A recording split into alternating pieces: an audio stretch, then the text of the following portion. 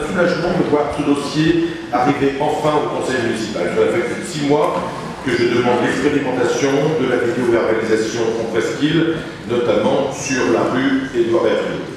Et la non-réponse, dans un premier temps, des pouvoirs publics aux faits qui se déroulent en presqu'île depuis plus d'1 an, puis l'efficacité relative des mesures enfin déployées ont laissé s'installer un sentiment d'impunité, un sentiment d'injustice chez les riverains.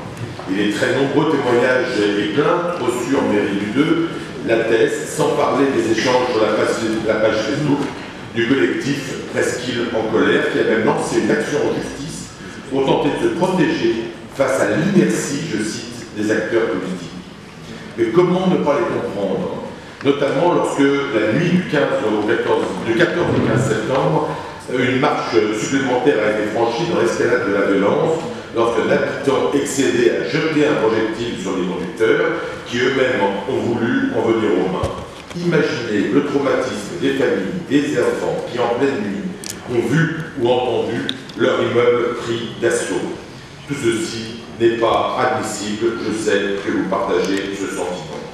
Cette ultime alerte aura eu au moins le mérite de mettre enfin tout le monde autour de la table.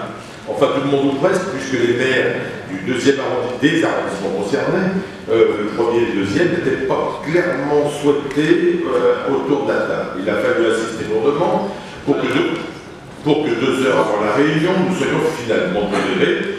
Mais je ne commenterai pas davantage cet épisode, car le sujet n'est pas là, mais il devait quand même être rendu public. Vendredi dernier, une réunion de crise s'est tenue ici même à la mairie centrale, en présence de tous les acteurs, la préfète déléguée à la défense et à la sécurité, le président de la métropole, le maire de Lyon, les maires d'arrondissement, et bien sûr les représentants du collectif Presqu'île en colère, ainsi que les représentantes d'associations de commerçants. Et cette rencontre a permis d'importantes avancées concrètes et immédiatement applicables.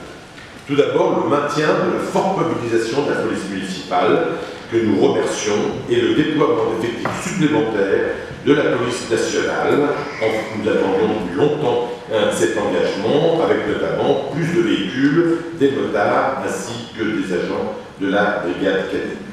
Ensuite, la mise en place d'un système amovible de barrage et un renforcement des contrôles relatifs à la circulation des véhicules sur le périmètre concerné, c'est-à-dire celui de la Presqu'île Nord. Et autre avancée, l'élargissement et la pérennisation, comme ça vient d'être confirmé par M. Sécheresse, des horaires de vidéo-verbalisation jusqu'à 4 h du matin.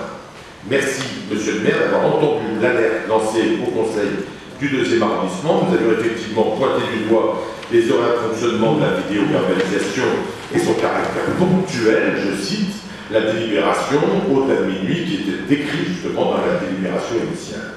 Depuis, vous avez donc fait évoluer cette mesure en garantissant un fonctionnement jusqu'à 4 h du matin, ainsi que la pérennisation du dispositif à l'avenir, d'abord par le volontariat, comme ça vient d'être rappelé, avec des effectifs actuels de police, et puis à terme, par l'embauche de policiers municipaux supplémentaires en 2020, c'était à nos yeux indispensable. Enfin, dernière mesure évoquée, celle de la métropole, et pas des moindres, l'installation à terme de bornes intractables, de barrières pour limiter l'accès, notamment sur la rue Édouard Hervieux. Nous saluons évidemment ces avancées, même si elles sont bien tardives. En effet, pourquoi ne pas avoir agi plus tôt?